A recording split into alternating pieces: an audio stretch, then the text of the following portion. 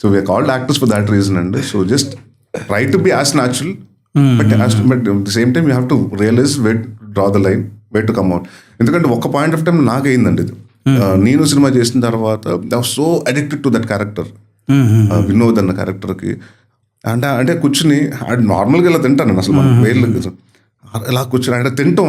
వాడు ఒక half an age వాడికి వచ్చినప్పుడు వెళ్తే చేస్తున్నప్పుడు ప్రాసెస్లో కానివ్వండి సెల్ఫ్ సింపతి స్టార్ట్ అయిపోయింది నా మీద నాకే. ఎందుకంటే అందరూ తెల్లగా అందరూ మంచి మంచి కాలేజీల్లో ఉంటే అందరూ మోడల్స్ వచ్చేవారు అందరూ, నాకేమో డార్క్ మేకప్, చిరిగిపోయిన చెప్పులు, అదే లూజ్ షర్ట్లు, చిన్న కళ్ళజోడు, అంటే ఎలా ఉండేవాడి అంటే ఎవరికైనా అందంగా ఉండాలనుకుంటాం కదండి, చాలా డీగ్లామరైజ్డ్గా. సో అందరు నన్ను చూస్తుంటే నిజంగా నవ్వుతుంటే, అంటే పాపం సినిమా కోసం నవ్వినా కూడా నాకు నిజంగా నవ్వుతున్నాను ఒక ఇదో అయిపోయింది.